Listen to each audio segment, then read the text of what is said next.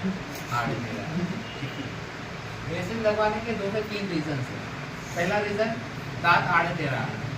आड़े टेढ़े क्यों आना, इसका भी एक रीजन है, क्योंकि अपने दांत जो दूध के दांत है, अगर वो टाइम से नहीं गिरते हैं तो जो हड्डी के दांत है वो भी टाइम से नहीं आ पाएंगे, ठीक है। और टाइम से नहीं आ पाएंगे, उसके बाद में भी रीजन है कि अगर ये वाला दूध का दांत है, ठीक है, अगर वो निकला इसी जगह पे दूसरा दांत आएगा, बट अगर यही नहीं निकला दूसरा दांत क्या करता है, उसके पीछे आना चालू कर देता है, ठीक है। पीछे आने की वजह से क्या होता है कि ये लाइन डिस्टर्ब हो गई, एक दांत पीछे आ गया, तो उसकी वजह से अपने को तार लगाना पड़ता है कि ये वाला दांत वापस लाइन में आए और एक जैसे पूरा जो सीक्वेंस है वो बना पाए।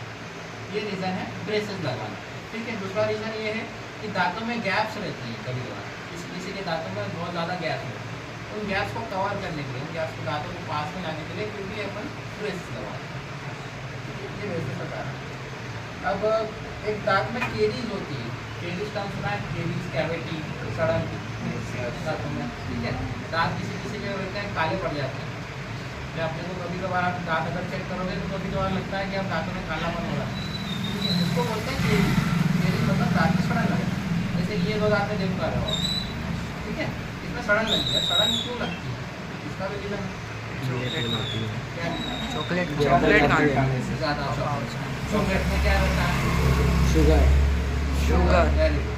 शुगर रहता है। ज़्यादा मीठा खाने से या फिर ज़्यादा चॉकलेट खाने से क्या होता है, दांत सड़ जाते हैं, यही अपने को बताया जाता है, ठीक है। बाकी उसके पीछे का रीज़न अपने को नहीं मानते।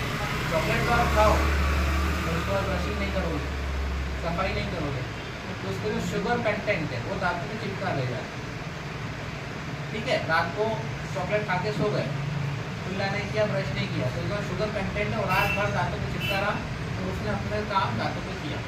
दांतों पे किए करने के बाद में क्या होता है, दांत में सड़न लग जाए, सड़ने के लिए किया, ठीक है। दांत काटते ही दांत सड़ गए तो रूट कैनाल करवाना पड़ा, ठीक है।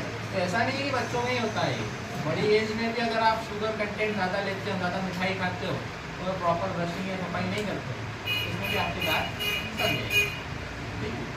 अब सड़न की भी 2-3 प्रोसीजर्स हैं, स्टेप्स हैं, अगर आप थोड़ा मैं बताऊँ तो, ठीक है।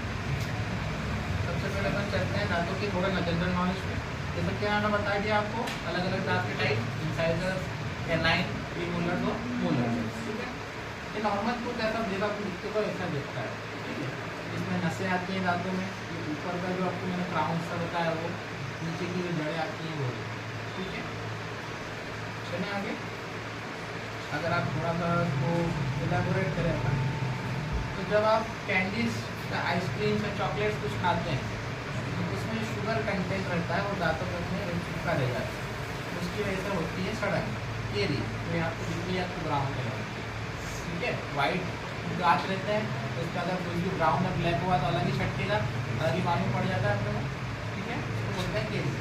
आप भी घर जाके असेसमेंट करिएगा, कांच में दांतों को देखिएगा, कहाँ कुछ लग रहा है, अगर कुछ लग रहा है तो आपको ट्रीटमेंट की ज़रूरत है, ठीक है। खुद भी असेसमेंट कर सकते हैं।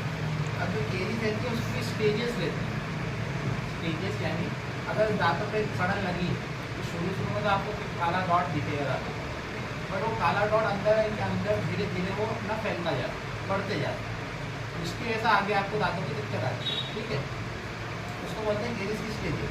पहले शुरू में कुछ ऐसा था, ऊपर दांतों का काला हिस्सा था, फिर धीरे धीरे अंदर उसने प्रोग्रेस करना शुरू किया। प्रोग्रेस करने से क्या होता है कि अंदर जो दांतों की नसें बताई नहीं जाती, अंदर जो दांतों की नसें आती है, ठीक है, वहाँ तक अगर सड़न पहुँच जाती है तब आपको जाके दर्द होना चालू होता है, सूजन आना, स्वेलिंग आना, दांतों में दर्द होना तभी स्टार्ट होता है। क्यों? क्योंकि जो सड़न है वो नसों तक पहुँच गई, तो नसों में बैक्टीरिया, केमिकल वगैरह सब जाना चालू होता है। तो आप कुछ भी खाते हो या कुछ भी प्रेशर देते हो दांत में दर्द होना स्टार्ट हो, ठीक है। यही कारण है दांतों में दर्द होना और स्वेलिंग, ठीक है। बाकी सब पूरे, अब एक सर ने रूट कैनाल करवाया था, रूट कैनाल ट्रीटमेंट बहुत समझ है, ठीक है। रूट कैनाल ट्रीटमेंट में होता क्या है, सबसे बेसिक कॉन्सेप्ट है और सबसे ज़्यादा होने वाला है रूट कैनाल ही, क्योंकि अपने दांतों में सड़न लगना चालू है कि अपन ध्यान ही नहीं देते। आपने कभी चेक नहीं किया होगा कि मेरे दांतों में काला कुछ लग रहा है या नहीं लग रहा है, अगर लग रहा है तो ठीक है, लग रहा है तो ठीक है, जब तक दर्द नहीं हो रहा है तब तक ठीक है, क्या प्रॉब्लम, जब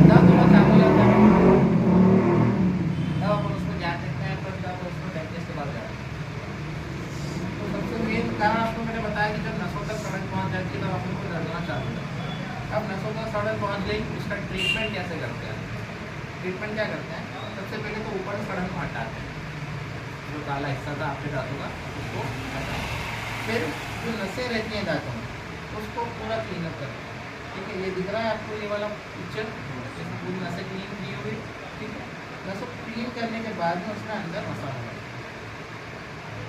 इससे क्या होता है कि आपका जो टूथ है, जो दांत है, वो प्रोटेक्ट हो जाता है, वो आगे सड़ने से बच जाता है। ठीक है, आपका जो पेन रहता है, स्वेलिंग रहती है, वो पूरी इसमें खत्म हो जाती है और आगे फिर आप इस दांत को यूज़ कर सकते हैं, फिर इस दांत को चबा सकते हैं, खा सकते हैं। ठीक, ये पूरा प्रोसीजर करने के बाद में उसके ऊपर कैप लगा देते हैं। दांतों का जो मसाला भर जाए उसको बचा लिया, उसके बाद में उसको कैप लगा देते हैं। कैप से क्या होता है, वो दांत प्रोटेक्ट हो जाता है, आगे आके उसमें कोई सड़न नहीं लगती है ना, और आप अच्छे से उसमें खा भी सकते हैं। ये रहता है रूट कैनाल ट्रीटमेंट। अब और कुछ तो आपके नाम पड़ेंगे।